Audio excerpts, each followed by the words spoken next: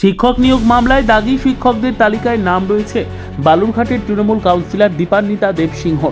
বালুরঘাট পৌরসভার কাউন্সিলরের নাম অযোগ্য শিক্ষকদের তালিকায় থাকায় জনপ্রতিনিধি থাকার তার অধিকার নেই বলে তার পদত্যাগের দাবি তুলেছে বিজেপি। বালুরঘাট পৌরসভার 24 নম্বর ওয়ার্ডের কাউন্সিলর দীপান্বিতা দেব সিংহ, যিনি প্রাচ্য ভারতী স্কুলের শিক্ষিকা, জীবন বিজ্ঞানের শিক্ষিকা হিসেবে যোগদান করেছিলেন, তারও নাম রয়েছে এই তালিকায়। এদিন রবিবার তার বাড়ির সামনে দীর্ঘ সময় দাঁড়িয়ে থেকে যোগাযোগ করা সম্ভব হয়নি। পরিবারের তরফ থেকে প্রথমে বাড়িতে থাকার কথা জানিয়েও ঘণ্টাখানেক পর জানানো হয় তিনি বাড়িতে নেই, ফলে স্বাভাবিকভাবেই বোঝা যায় যে তিনি সাংবাদিকদের মুখোমুখি আসতে চাননি।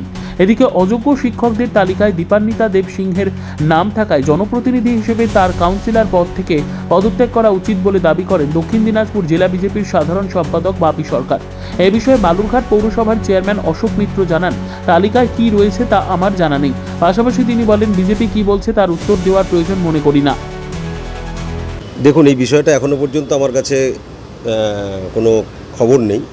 আপনি যেটা বলছেন আর বিজেপির যে বক্তব্য বললেন, বিজেপি শাসিত যে সমস্ত ডবল ইঞ্জিন সরকারগুলো রয়েছে উত্তরপ্রদেশ থেকে শুরু করে বেশ কয়েকটা রাজ্যে, তারা কিন্তু সেই রাজ্যে যারা বঞ্চিত শিক্ষক, যারা রাস্তায় নেমে আন্দোলন করেছে, যাদের চাকরি নিয়ে অনিশ্চয়তার জায়গায় জীবনযাপন করছে, ইভেন এখনও বেশ কয়েকটা রাজ্যে আন্দোলন চলছে, তার মধ্যে বেশ কয়েকটা রাজ্যে বিজেপি বলেছিলেন তারা ক্ষমতায় আসলে তারা চাকরি পাবেন, কিন্তু এখনও পর্যন্ত সেই সমস্ত রাজ্যে আন্দোলন চলছে এবং তারা কিন্তু সেই সমস্ত বঞ্চিত যে টিচার বা বঞ্চিত যারা শিক্ষক শিক্ষিকা আছে তাদের জন্য কিছুই করতে পারেননি। সেটা আপনাদের বিভিন্ন সংবাদ মাধ্যমেই জানতে পেরেছি আমরা, এবং আপনারা জানেন সেই ঘটনাটা। সুতরাং বিজেপি কি বলছে তার উত্তর দেওয়ার প্রয়োজন মনে করি না। ওনারা আগে ওনাদের যে ডবল ইঞ্জিন শাসিত রাজ্যগুলো আছে সেখানে শিক্ষকদের জন্য তারা কি করেছেন, যাদেরকে কমিটমেন্ট করেছিলেন, যাদের পাশে দাঁড়াবেন বলেছিলেন, যাদের চাকরি দিবেন বলেছিলেন, সেই সমস্ত রাজ্যগুলো নিয়ে চিন্তা করুক। পশ্চিমবঙ্গের কথা তাদের চিন্তা করতে হবে না।